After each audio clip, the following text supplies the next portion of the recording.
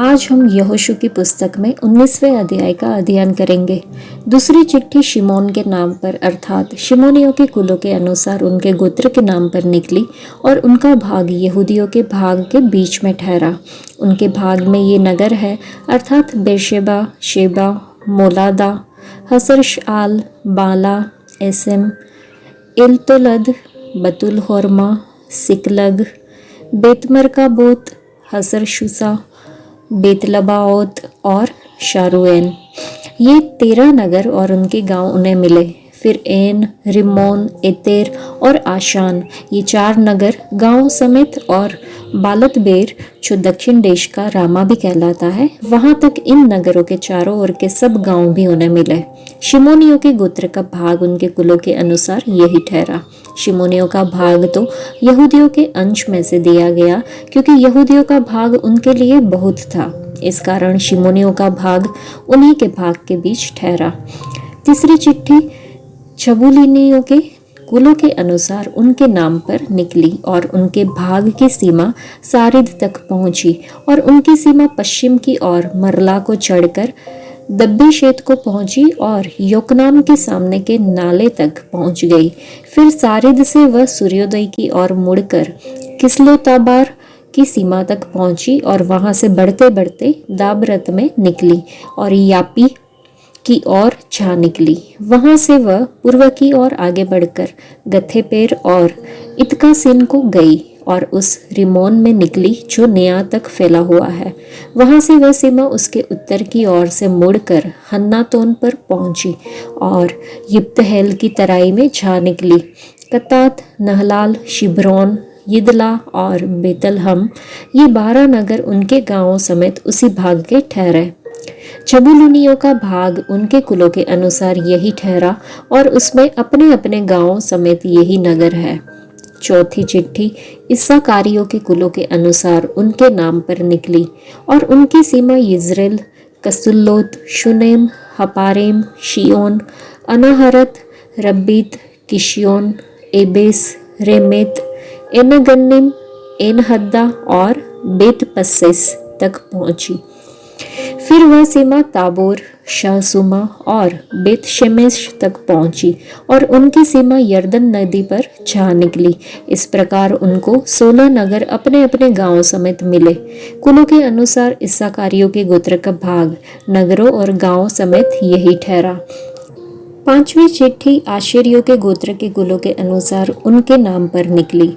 उनकी सीमा में हेलकत, हली, बेतेन, अक्षाप, अल्लामेलेक, अमाद और मिशाल थे और वह पश्चिम की ओर कारमेल तक शिहोर लिबनात तक पहुंची। फिर वह सूर्योदय की ओर मुड़कर बेतदागोन को गई और जबूलून के भाग तक और यिप्तहेल की तराई से उत्तर की ओर होकर बेतेमेक और नीएल तक पहुंची और उत्तर की ओर जाकर काबुल पर निकली और वह एब्रोन, रहोब, हम्मोन और काना से होकर बड़े सीदोन को पहुंची। वहां से वह सीमा मुड़कर रामा से होते हुए सोर नामक गढ़ वाले नगर तक चली गई। फिर सीमा होसा की ओर मुड़कर और अकजीब के पास के देश में होकर समुद्र पर निकली। उम्मा, अपेक और रहोब भी उनके भाग में ठहरे। इस प्रकार 22 नगर अपने अपने गांवों समेत उसको मिले। कुलों के अनुसार आशेरियों के गोत्र का भाग नगरों और गांवों समेत यही ठहरा। छठवीं चिट्ठी नप्तालियों के कुलों के अनुसार उनके नाम पर निकली और उनकी सीमा हेलेब से और सानन्निम के बांज वृक्ष से अदामी नेकेब और यबनेल से होकर और लक्कुम को जाकर यर्दन पर निकली। वहां से वह सीमा पश्चिम की ओर मुड़कर अजनोताबोर को गई और वहां से हुकोक को गई और दक्षिण और जबूलून के भाग तक और पश्चिम की ओर आशेर के भाग तक और सूर्योदय की ओर यहूदा के भाग तक पास की यर्दन नदी पर पहुंची। और उनके गढ़ वाले नगर ये है अर्थात सिद्दीम, सेर, हम्मत, रक्कत, किन्नेरेत, अदामा, रामा, हासोर, केदेश, एद्रेई, एनहासोर, यिरोन, मिगदलेल, होरेम, बेतनाद और बेतशेमेश, ये 19 नगर गांव समेत उसको मिले। कुलों के अनुसार नप्तालियों के गोत्र का भाग नगरों और उनके गांवों समेत यही ठहरा।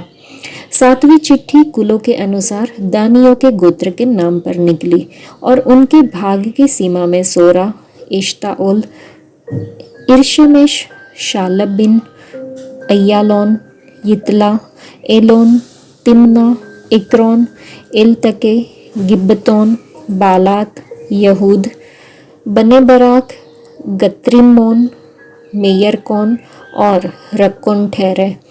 और यापो के सामने की सीमा भी उनकी थी। और दानियों का भाग इससे अधिक हो गया, अर्थात दानी लेशेम पर चढ़कर उससे लड़े और उसे लेकर तलवार से मार डाला और उसको अपने अधिकार में करके उसमें बस गए और अपने मूल पुरुष के नाम पर लेशेम का नाम दान रखा। कुलों के अनुसार दानियों के गोत्र का भाग नगरों और गांवों समेत यही ठहरा। जब देश का बांटा जाना सीमाओं के अनुसार पूरा हो गया, तब इस्राएलियों ने नून के पुत्र यहोशू को भी अपने बीच में एक भाग दिया। यहोवा के कहने के अनुसार उन्होंने उसको उसका मांगा हुआ नगर दिया। यह एप्रेम के पहाड़ी देश में का तिम्नत सेरा है और वह उस नगर को बसाकर उसमें रहने लगा। जो भाग एलियाजर याजक और नून के पुत्र यहोशू और इस्राएलियों के गोत्रों के घरानों के पूर्वजों के मुख्य मुख्य पुरुषों ने शिलो में मिलाप वाले तंबू के द्वार पर यहोवा के सामने चिट्ठी डाल डाल के बांट दिए, वे यही है। इस प्रकार उन्होंने देश विभाजन का काम पूरा किया। इस अध्याय को पढ़ने के बाद हम समझ सकते हैं कि यहोशू इस्राएल के अगुवे के रूप में अपने लिए भूमि की विरासत स्वीकार करने से पहले तब तक इंतजार करता रहा जब तक कि अन्य सभी को अपना हिस्सा नहीं मिल गया। उसने अपने ही वंश के पहाड़ी प्रदेश में तिम्नात सेरा नामक एक नगर मांगा जो बंजर और कठोर मिट्टी वाला था। यह एक सच्चे सेवक के लिए नेतृत्व में विनम्रता और नेतृत्व का उदाहरण प्रदान करता है। यहोशू की पुस्तक के 19वें अध्याय की आखिरी 3 पंक्तियां हमें इस शक्तिशाली नेता के व्यक्तित्व के बारे में बहुत कुछ बताती है। यहोशू से सीखने के लिए बहुत कुछ है जो मूसा के साथ चला। परमेश्वर और उसके लोगों के सेवक के रूप में यहोशू ने अपने से पहले दूसरों के बारे में सोचा। उन्होंने प्रसिद्धि या पद के लिए प्रयास नहीं किया। दूसरों को पहले स्थान पर रखना यह दिखाने का एक शानदार तरीका है कि वे हमारे और परमेश्वर के लिए कितने महत्वपूर्ण हैं।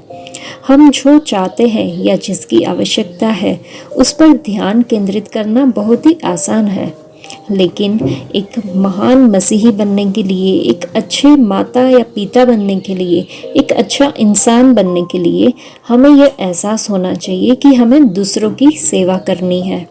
हमें दूसरों को अपने से पहले रखना चाहिए। हमें निस्वार्थ जीवन जीना चाहिए। जब हम केवल अपनी ज़रूरतों के बजाय दूसरों की ज़रूरतों पर ध्यान देते हैं तो कुछ उल्लेखनीय चीज़ें घटित हो सकती है। यहोशू ने कभी इन चीज़ों के बारे में नहीं सोचा कि मेरी शक्ति, मेरी प्रतिष्ठा, मेरा पद, मेरा धन और मेरी लोकप्रियता। इसके बजाय उसने विनम्रता, पूरे दिल से सेवा, आज्ञाकारिता, दूसरों को खुद से ऊपर महत्व देना, ये सारी बातें अपने व्यक्तित्व में दिखाई। तो आइए हम भी संकल्प लें कि हम यहोशू की तरह जिए, दूसरों को खुद से ज़्यादा महत्व दें। आइए हम अपनी सेवा और अपने जीवन से परमेश्वर की महिमा करें। आज के लिए इतना ही। परमेश्वर आप सबको आशीष दे। धन्यवाद।